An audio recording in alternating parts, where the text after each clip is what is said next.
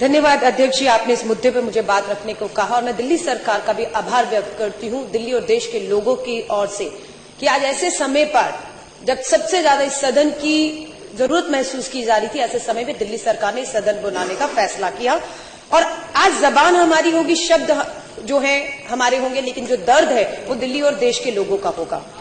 अध्यक्ष जी, 25 जून 1975 को देश में पहली बार इमरजेंसी लगी थी। मैं उस समय पैदा भी नहीं हुई थी, लेकिन मुझे यकीन है कि आप उस समय राजनीति में सक्रिय थे। आपने उस तरह की इमरजेंसी जब पूरे देश में लगी थी, वो एक राजनीतिक अराजकता का माहौल था, लेकिन ऊपर जरा बातचीत कैसे हो रही है? कह रही थी 25 जून 1975 को जब देश में इमरजेंसी लगी थी, मैं पैदा भी नहीं हुई थी, लेकिन आपने उस इमरजेंसी को अपने आंखों से देखा, महसूस किया होगा। उस समय भी बहुत लोग थे जो उस समय जब इमरजेंसी लगी उसकी तारीफ कर रहे थे, उसे ठीक ठहरा रहे थे और बहुत से लोगों जो ठीक ठहरा रहे थे, मुझे लग रहा है आज उसी तरह बहुत से हमारे खिलाड़ी हैं, बहुत से हमारे राजनेता हैं। मुझे लगता है कहीं ना कहीं दबाव या बंदूक रख के उनसे ये हालात जो देख रहे हैं उसे नजरअंदाज करते हुए सरकार के इस कदम की जो तारीफ करवाई जा रही है। यही उस समय पहले भी हुआ था। पूरा देश में अराजकता का माहौल उस समय राजनीतिक था, इस समय राजनीति के साथ आर्थिक भी है। अध्यक्ष जी, मैं और मनीष सिसोदिया जी शनिवार को चांदनी चौक बाजार में, खारी बावली में, कश्मीरी गेट में एक छोटे से छोटे व्यापारी को मिले। हमने वहां देखा बाजार पूरी तरीके से अध्यक्ष जी बंद पड़े हुए हैं। व्यापारियों ने बताया जो छोटा व्यापारी भी चांदनी चौक जैसी जगह पर 10-12 हजार रुपए कमा लेता था, उसकी सेल 400-500 पर आकर रुक गई है। उसके पास घर में जाकर बच्चों को खिलाने के लिए पैसे तक, रोटी तक के नहीं है।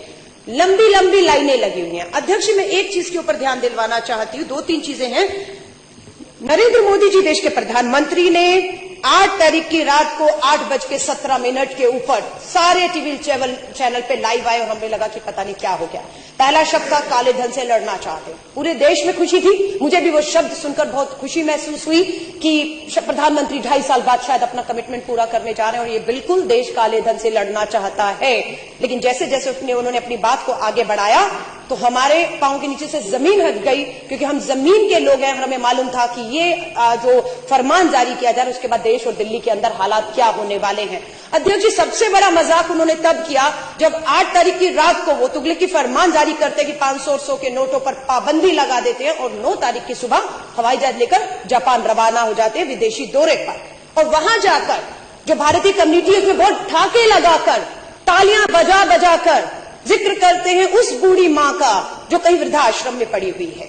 ये कहते हैं मेरी बात हुई एक मां से, जो पता नहीं कब बात होगी, बड़ी हैरानी की बात, और कौन से आश्रम की कौन सी मां से प्रधानमंत्री जी की बात हुई। जुमले गढ़ना इनसे सीखिए कोई।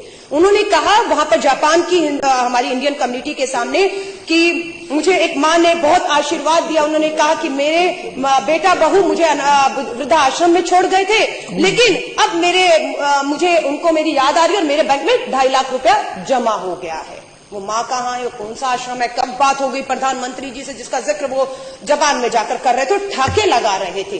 अध्यक्ष जी, वो मां मुझे मिल गई है, मैं बताना चाहती हूँ। और उस मां ने मुझे कहा, जिस मां की प्रधानमंत्री जी से बात हुई वही मां उसी हिसाब से मुझे भी बता रही है कि मोदी जी को जाकर कह दीजिए कि मुझे नहीं मालूम मेरा बैंक खाता वो कौन सा है, मुझे नहीं मालूम मेरे बेटे ने कब और कैसे 2.5 लाख डाला है। अगर आपकी जानकारी में है मोदी जी, तो जाइए मेरे बेटे को काला धन मेरे खाते में डालने के मामले में गिरफ्तार करिए, जेल में डालिए। और आशीर्वाद मैं आपको तब दूंगी जब वो मां ये कह रही है कि मैं अपनी 4 दिन से पासबुक लेकर बैंक के धक्के खा रही हूं, मैं अपनी पेंशन नहीं लगवा पा रही हूं, मैं दवा नहीं ले पा रही हूं, वो मां रो रही है। ये मोदी जी को मैं बताना चाहती हूं, ये वही मां है जिस मां ने आपको आशीर्वाद दिया था। अध्यक्ष जी, सबसे बड़ी बात, खाता नंबर मैं बता रही हूं ऑन रिकॉर्ड 5545100034। ये किसका अकाउंट नंबर है अध्यक्ष जी? पश्चिम बंगाल के भाजपा के जो खाता है, पार्टी कार्यालय का खाता का नंबर बता रही हूं, दोबारा बता रही हूं 5545100034। मैं क्यों इसका जिक्र कर रही हूं अध्यक्ष जी? प्रधानमंत्री देश के कहते हैं ये जानकारी बहुत खुफिया रखी गई है, किसी को इसकी जानकारी नहीं दी गई है। 8 तारीख की रात को 8:37 में घोषणा करते हैं और उसी दिन सुबह 500 और 1000 के नोट भाजपा कार्यालय बैंक के खातों में जमा करा देता है सुबह सुबह। ये कोई पूछेगा कि 1 करोड़ रुपया जो भाजपा के खाते में सभी के सभी 100 और 500 के नोट जमा कराए गए, वो कैसे आए? और ये एक ही उदाहरण नहीं, ऐसे बहुत से उदाहरण है अध्यक्ष जी जो मैं आपको गिना सकती हूँ। और मुझे लगता है बिल्कुल जो जांच की मांग की जा रही है, भाजपा के एक एक कार्यालय खातों की जांच होना बेहद जरूरी हो चुका है। ये कहना कि ये जानकारी किसी को नहीं थी, ये बिल्कुल झूठ है। इसके एक और अब मैं आपको सबूत दे देती हूँ। अध्यक्ष जी, मैं पूछना चाहती हूँ, ये शख्स जो है संजीव कंबोज, ये कौन है? ये पंजाब का भाजपा का बहुत बड़ा नेता है। ये ट्वीट पर 2000 नोटों की गच्छी की तस्वीर डालते हैं। और कब डालते हैं? मोदी जी घोषणा करते हैं देश के प्रधानमंत्री 8 तारीख की रात को। और संजीव कंबोज जो भाजपा के बहुत बड़े नेता है पंजाब से, वो ये खबर डालते हैं 10:53 सुबह 6 तारीख को, 6 नवंबर को, जब देश को नहीं पता था कि 2000 का नया नोट आने वाला, उसकी शक्ल क्या होगी। उसको आरबीआई जो है मोदी जी की, प्रधानमंत्री की घोषणा के बाद जो है उस नोट को दिखाती है पूरे देश में कि वो नोट कैसा होगा। लेकिन भाजपा के इस नेता के पास इसकी जानकारी, इसकी तस्वीरें, ये नोट कैसे थी, ये तो देश जानना चाहेगा, कैसे इनको खबर थी इसकी।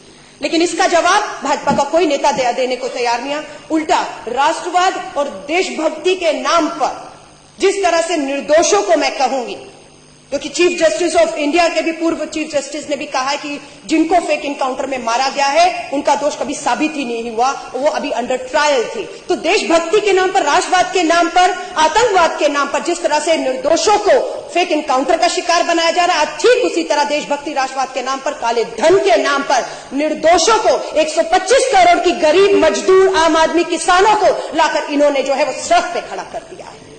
शर्म आती है हमें, उस मां के आंसू नहीं दिखते। और सबसे बड़ी तो मैं निंदा करना चाहूंगी, शर्म आती है। कल तक जब कांग्रेस के नेता राहुल गांधी लाइनों में खड़े थे तो मोदी जी भाषण देकर ठाके लगा रहे थे कि मां का काला धन जमा करने के लिए एक बेटा लाइन में खड़ा है। और आज मैं कहूंगी, क्या देश के प्रधानमंत्री जी, आपकी भी माता जी को आज आपने 90 साल की उम्र में लाइन में खड़ा करने को एक फोटो कहूंगी, एक अपॉर्चुनिटी की तौर पे आपने देखा, 90 साल की मां को लाइन में खड़ा कर दिया है। बहुत से बेटे हैं, मैंने 4000 रुपया लाइन में खड़ा होकर निकाला और सबसे पहले 4000 में से 2000 लेकर मैं अपने 80 साल के करीब, मेरे पिताजी की उम्र होने वाली है, 75 साल के ऊपर मेरी मां है, सबसे पहले अगर 4000 निकाला तो 2000 अपनी मां को देकर आई कि मां जरूरत हो तो रख लो, मुझे पता है आप लाइनों में नहीं लग पाओगी, आपको शुगर की बीमारी है। देश के प्रधानमंत्री 4000 बदलने के लिए अपनी माता जी को खड़े करते थे। बहुत सी माताओं की पेंशनें नहीं मिल पा रही हैं, वो रो रही हैं। अध्यक्ष जी, और मैं आपको बताती हूं, इसके अलावा बाबा रामदेव जी ने भाषण दिए थे, नरेंद्र मोदी जी का चुनावों में समर्थन किया था, काला धन आएगा और 15 लाख आएगा सबके खाते में। हम इसी देश का इंतजार कर रहे थे। जब मोदी जी घोषणा करने लग गए, मुझे लगा शायद काला धन वापस आ गया और सबके खातों में अब 15 लाख आने वाला है। लेकिन अध्यक्ष जी, होता क्या है, अभी एक अलवर की वीडियो जो है वो क्लिपिंग चल रही है किसी न्यूज चैनल की, उसमें बाबा रामदेव, अलवर राजस्थान का कोई उपचुनाव होना है, उसके उम्मीदवार है, चांदनाथ प्रत्याशी है, उनके प्रचार में गए तो उनको भूल गए कि मेरे सामने माइक और कैमरे लगे हुए हैं। जो भाजपा के प्रत्याशी चांदनाथ हैं, वो बाबा रामदेव जी के कान में कहते हैं, अरे बड़ी मुसीबत आ गई, मेरा भी पैसा पकड़ा गया। ये उनके शब्द हैं। किसी ने कहीं से पैसे लाने में बड़ी दिक्कत हो रही है, हमारे पकड़े भी गए। अब बाबा रामदेव जी क्या कहते हैं, उनका हाथ पकड़ते, उन्हें चुप कराते, ये बात यहां बंद करो, बावले हो गए हो, यहां मत करो, फंस जाओगे। ये क्या सच्चाई है? ये क्लिपिंग चल रहा है लेकिन मीडिया नहीं दिखा रहा उसको।